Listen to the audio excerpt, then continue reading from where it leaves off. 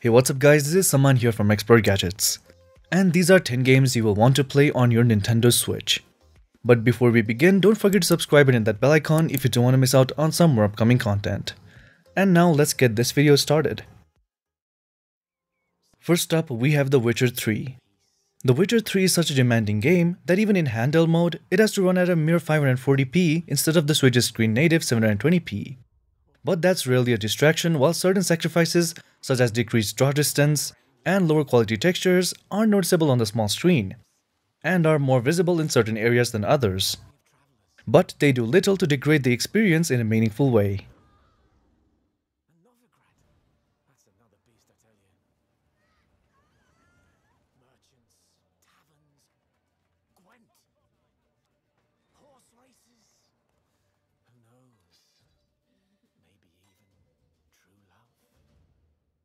Next up, we have Sniper Elite 3. This game takes every bit of content the original release enjoyed, including the single-player campaign, all the subsequent DLC missions, and all the multiplayer and co-op modes, and wraps it all up in one delicious portable package. Sniper Elite 3 also gets all the DLC released post-launch, including a few more hours of content on top of the main package. It also gets additional modes that add a nice dollop of replay value.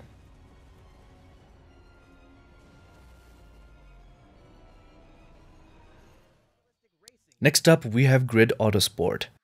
Grid Autosport gets a second chance to make a first impression, and it's a strong one.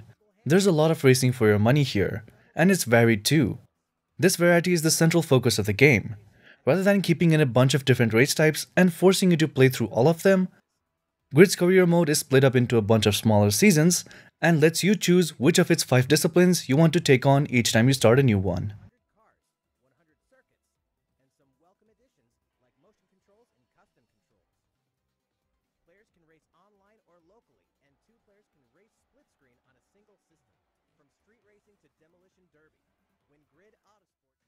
Next up, we have Pokemon Sword and Shield.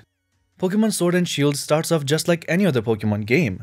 The player is sent on a quest to defeat all the gym leaders in the region after receiving a starter Pokemon to tame.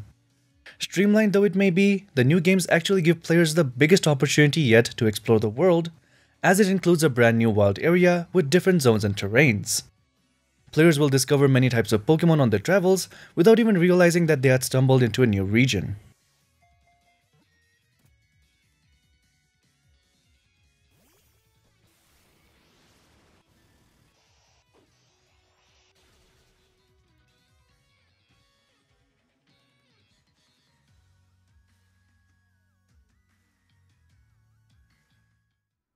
Next up, we have the Sinking City. The Sinking City is all about investigation. As a beleaguered investigator drawn to the flooded city of Oakmont, an area that is seemingly unmappable and almost impossible to find, which has all but derailed in any attempts at relief aid. You find yourself attempting to solve your own mental trauma following your service in the Great War. With multiple districts to explore, including by boat in order to reach areas cut off by the seemingly supernatural floods, you will begin to piece together a connection between the flood, the nightmarish visions, and the horrors that infest the city.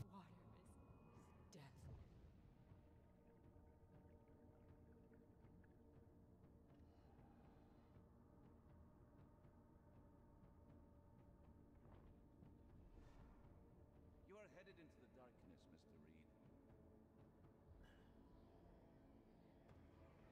You've suffered in this city from the very beginning, from the moment you were born, in fact. Next up, we have This War of Mine. A Civil War survival sim set in a fictional country called Grasnavia. It sees desperate civilians holding up as best as they can in a city under siege. You will face nightly raids, plummeting temperatures, hunger, sickness, disease, and depression. Suffice it to say then, it's the polar opposite of Nintendo's first-party output, but 11-bit Studios nails the feeling of desolation and despair it's going for. Next up, we have Mark of the Ninja.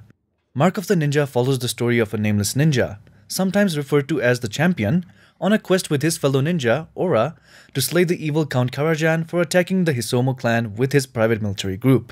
It may not be a terribly emotional plot, but it is certainly engaging and well-paced, with much of this being due to the excellent voice work and cutscenes.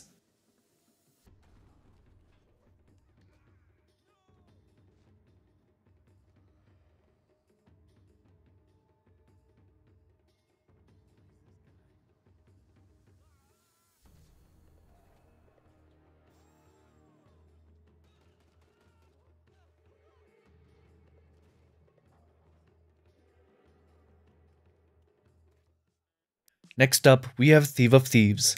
Thief of Thieves Season 1 is a hybrid game of sorts. At times it's a stealth game, then a point-and-click adventure game that includes visual puzzles. At other times, you will need to pick from dialogue choices, much like the beloved Telltale games. The game plays out mostly as flashbacks, where you will play mostly as Celia. Thief of Thieves Season 1 is a beautiful comic book storyboard cutscenes and top-notch voice acting.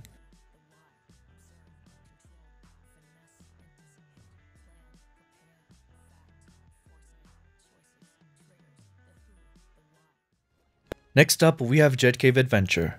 Jet Cave Adventure is a platform game that immediately throws up Donkey King Country vibes. Though this is mainly because of its jungle setting. Cave can run, jump, and use his club to attack enemies, and at first, that's about it, until you discover the jetpack early in the game. Once you get this, you acquire 2 new moves that will go on to be the base for most of the platforming you encounter in the game.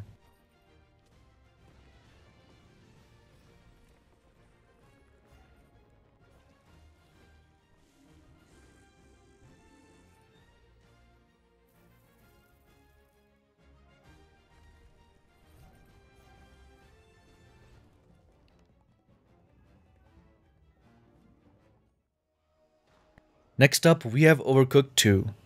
Overcooked is a fun, action game about chefs scrambling to get food orders out of the door. Overcooked is a goofy, chaotic, and refreshingly original title that was a wonderful addition to the Switch.